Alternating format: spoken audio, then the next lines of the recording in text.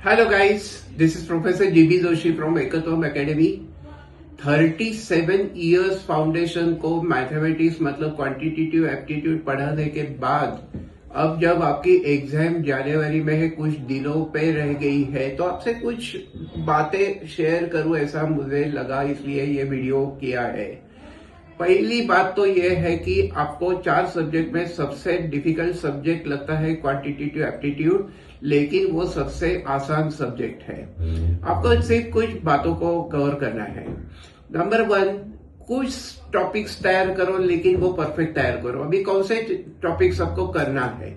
Time value of money मतलब mathematics of finance, ये chapter आपको करना है, 12 मार्क्स देगा। Measures of central tendency and dispersion, ये चैप्टर आपको 22 मार्क्स दे सकता है। ऑफकोर्स उसमें सैम्पलिंग भी है और डिस्क्रिप्शन ऑफ डेटा भी है। देन लॉजिकल रीजनिंग, वो तो सबके लिए है, सबके लिए बना है, तो 20 मार्क्स का होगा। Then correlation, regression, index number, ये कुल मिला के आपको 9 या 10 मार्क्स देने वाला है।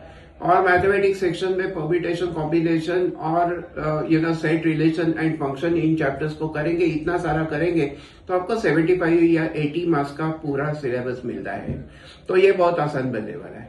Second thing is that you have to take the HB pencil, not वो प्रेस करने वाली जो लीड पेंसिल होती है, वो नहीं लेके जाना है। और जो डार्कनिंग करेंगे वो प्रॉपरली करो, बिकॉज अगर बीच में कोई पार्ट ब्लैंक रह जाता है तो वो OMR उसको रीड नहीं कर पाता है। और तीसरी चीज ये है कि गो चैप्टर बाय चैप्टर। ऐसा मत करो क्वेश्चन नंबर 1 2 3 4 इन सीक्वेंस आप अटेम्प्ट करो। एक चैप्टर डिसाइड करो, जैसे मैथमेटिक्स ऑफ फाइनेंस को आप सिलेक्ट किया है तो उसके ऊपर जितने सारे क्वेश्चन है पेपर में, वो पहले अटेम्प्ट करो, फिर दूसरे चैप्टर्स की तरफ जाओ। ये सारा करेंगे तो आपका खेल एकदम आसान बनने वाला है। और एक बात ध्यान में रखो, अगर आप प्रिपरेशन करेंगे तो कभी फेल हो नहीं सकते। हवाई करेगी अब रोशनी का फैसला, हवाई करेगी अब रोशनी का फैसला, जिस दिए में जान हो जल जाएगा। Good luck, lots of love to you.